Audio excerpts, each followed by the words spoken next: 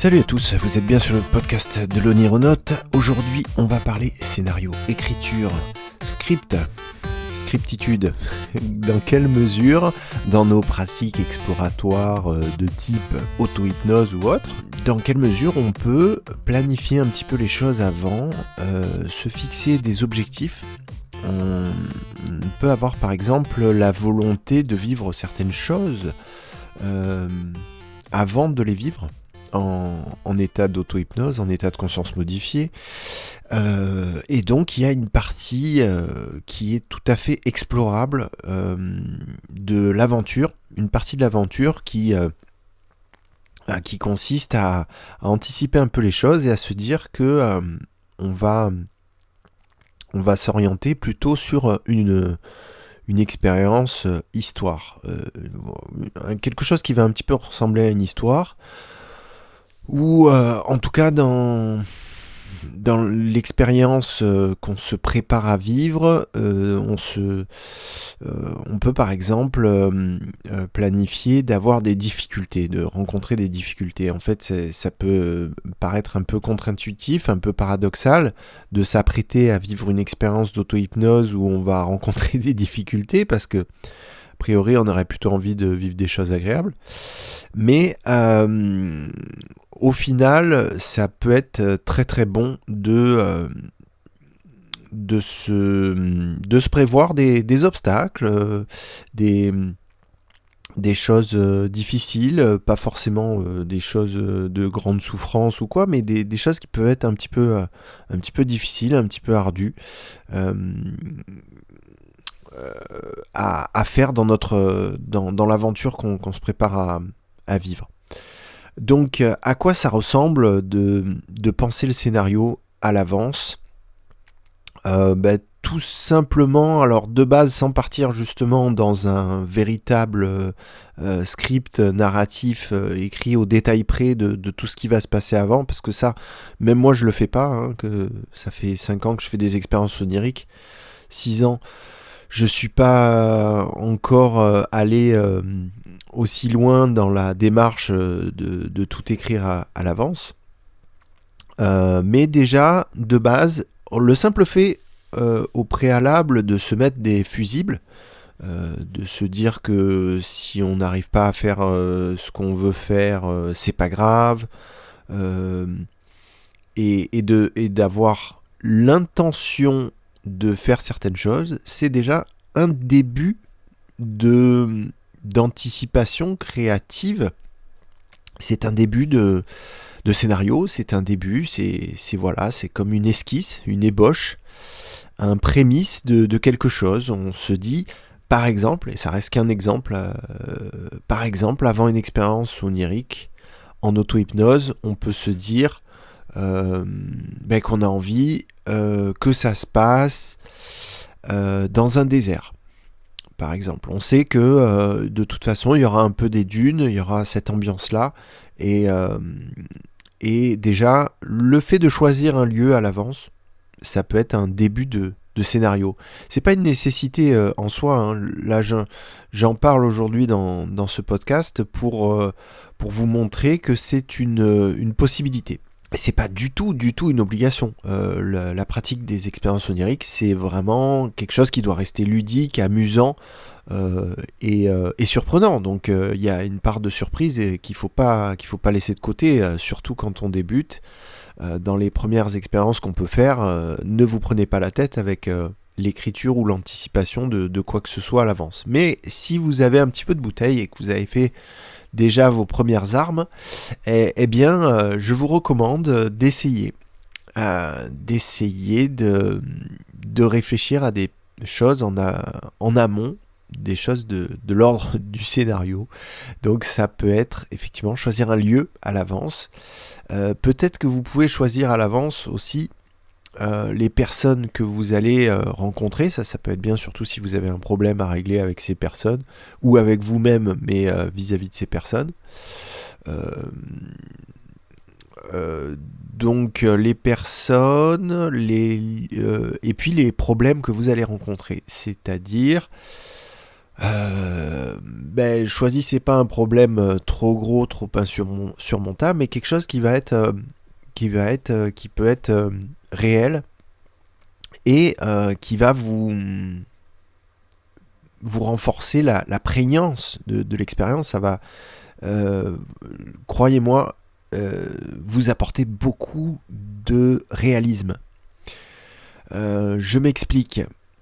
Il m'est arrivé dans certaines expériences oniriques de me forcer un petit peu à imaginer que je marchais. Donc c'est pas ça paraît évident comme ça, mais en fait c'est très difficile de s'imaginer en train de marcher. Donc d'essayer de ressentir les mouvements des jambes, le squelette, le corps, les muscles, et surtout cette espèce de mouvement auquel on ne réfléchit jamais parce que c'est totalement un réflexe. La marche à pied est un réflexe. Et bien pourtant, il y a une espèce de déséquilibre qui se fait entre chaque pas et qui est très très dur à reproduire de manière onirique dans l'imaginaire. Et bien ça, par exemple, vous pouvez ajouter ça à votre scénario. C'est-à-dire que vous pouvez, si vous avez choisi par exemple le désert comme lieu, comme endroit, vous pouvez savoir que vous allez marcher un petit moment dans ce désert. Et en fait, quelle que soit la chose que vous allez rencontrer après dans le désert, ça peut être un oasis, ça peut être un vaisseau spatial, peu importe. Mais le fait d'avoir marché avant, peut-être pendant 3 minutes, vous allez imaginer que vous marchez avant de rencontrer un événement, eh bien, ça va vraiment renforcer la prégnance de votre expérience onirique. Et ça, c'est très très chouette. J'en ai fait le constat à chaque fois, ça marche quasiment à tous les coups. Quand on se donne un petit peu un enjeu, une difficulté, un problème à régler, quelque chose d'un peu physique, eh bien ça renforce le réalisme et l'immersion. Mais grave, vraiment. Et c'est surprenant. Alors, partez pas non plus dans le masochisme, mais il n'y a pas besoin de grand chose aussi pour faciliter l'immersion, heureusement, et c'est ça qui est génial. Mais voilà, faites vos expériences, rajoutez-vous des difficultés, des enjeux. Ça peut être, par exemple, aussi, c'est pas forcément physique, ça peut être aussi un enjeu de, par exemple, vous allez avoir un dialogue avec quelqu'un que vous connaissez pas, ou vous allez devoir argumenter dans votre imaginaire. Et peut-être vous allez devoir vous imaginer les répliques de l'autre personne. Et ça va vous demander beaucoup de concentration intellectuelle. Ça va être assez dépensier en ressources, en énergie psychique. Mais à l'issue de ça, même si vous faites 1 minute par exemple de dialogue, un vrai dialogue intérieur avec quelqu'un d'imaginaire, alors vous aurez accès à une immersion très intéressante à la suite de ça. Donc ça, c'est un premier pas qui est possible à faire. Un premier pas de l'ordre du scénario, mais ensuite on peut faire un deuxième pas quand on est habitué un petit peu à ce genre de démarche.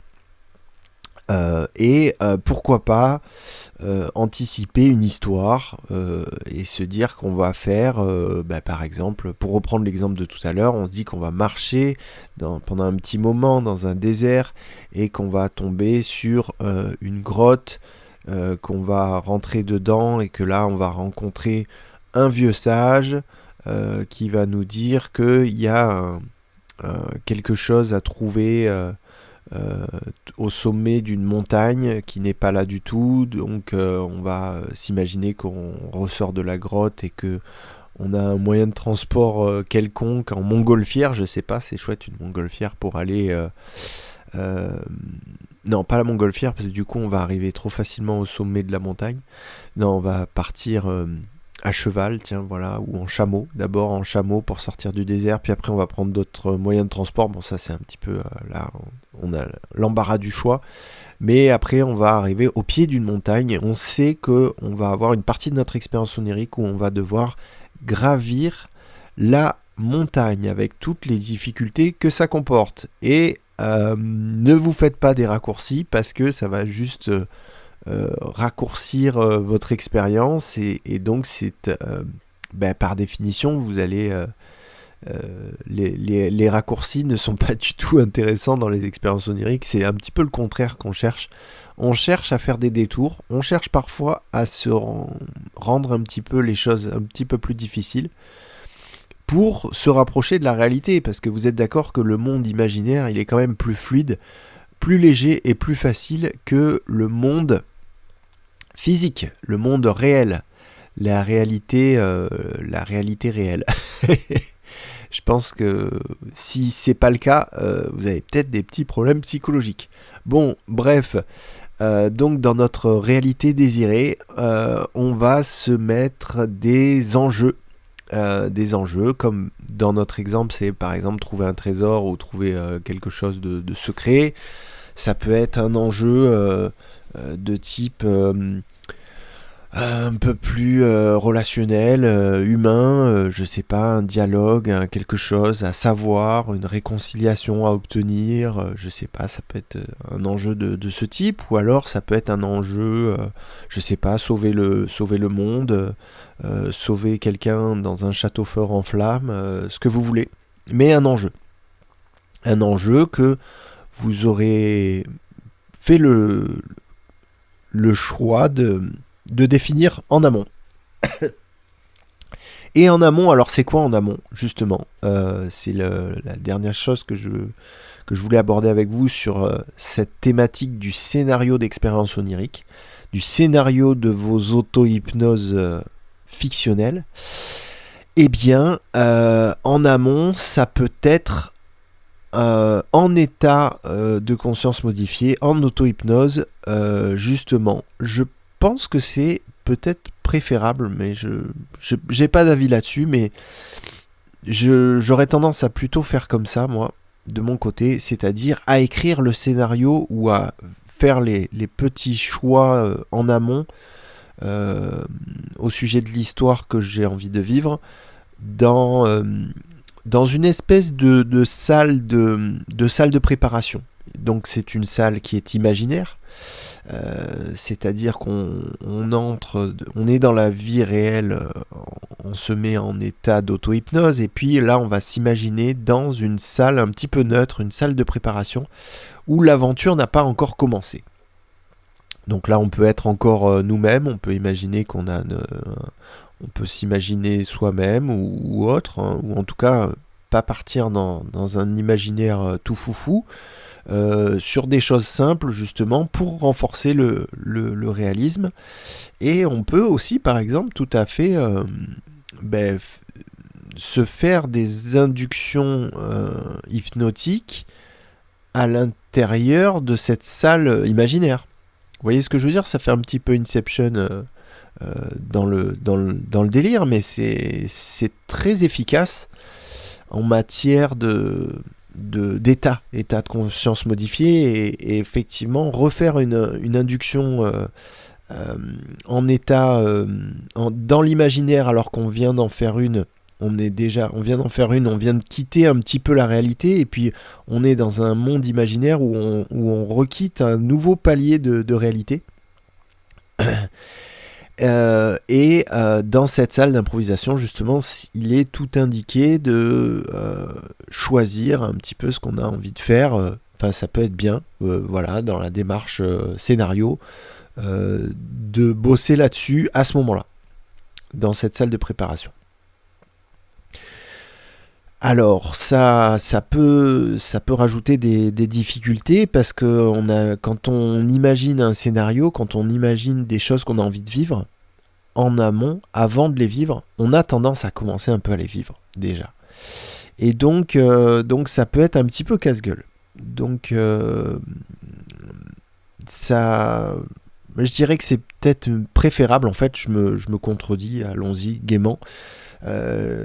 C'est peut-être préférable de le faire avant même de rentrer en état d'auto-hypnose justement pour pas commencer à vivre le truc trop tôt, mais juste avoir un petit peu cultivé, un petit peu dessiné cette intuition de ce qu'on a envie de faire après en imaginaire. Donc résumé, vous êtes là, vous savez que vous voulez faire une expérience onirique. Vous avez préparé peut-être un casque audio si vous voulez vous mettre une brainwaves ou un son qui va vous aider à rentrer en état de conscience modifié, ou en tout cas l'endroit où le fauteuil où vous allez être installé. Vous êtes prêt, mais vous faites quand même une petite recherche avant de vous installer, avant de vous lancer. Vous vous dites, tiens, j'ai envie de faire une histoire de ce type, une vraie histoire. J'ai envie vraiment de vivre ça et ça. Et à un moment donné, il y aura sûrement une difficulté. Ma difficulté, ça sera ça. Un enjeu, tac. Et vite fait, voilà, bon, ça peut vous prendre 1 minute ou 2, hein, c'est pas obligé d'y passer 1 heure. Et ensuite, vous vous installez et c'est parti. Vous rentrez en état d'auto-hypnose et vous essayez de vivre, vous vivez ce que vous avez prévu de vivre, ce que vous avez choisi de vivre. Et là, vous êtes vraiment sur l'aspect le plus magique et fantastique de ce délire, de ce qu'on peut faire avec notre cerveau, de ce que tout le monde peut faire. Hein. C'est ça qui est fantastique. Tout le monde peut le faire. Et c'est pas dangereux, et c'est cool, et ça peut vraiment nous apprendre beaucoup sur nous-mêmes, sur notre fonctionnement cérébral, sur notre mémoire, sur notre rapport au monde, sur nos biais cognitifs, sur tout un tas de choses. Voilà, ai-je besoin de le rappeler puisque j'en parle finalement s'il y a bien un truc dont je parle dans tous les épisodes, c'est bien ça. C'est pour vous encourager à faire des expériences oniriques, à vous amuser avec des outils fantastiques que sont l'auto-hypnose. Voilà, c'est tout pour aujourd'hui. N'oubliez pas de vous inscrire à la newsletter, la lettre de l'Onironaute, sur le site onigate.com, où il y a des nouveaux articles qui sont sortis, que vous pouvez lire aussi, si vous savez lire, et si vous ne savez pas lire, écoutez les podcasts. Je vous embrasse, j'espère que vous allez tous très bien, et je vous dis à la semaine prochaine. Salut, la semaine prochaine avec un nouvel épisode. Voilà, je vous en dis pas plus, il y aura sur les 2 prochains épisodes un peu des surprises, et c'est bien cool. À bientôt, ciao.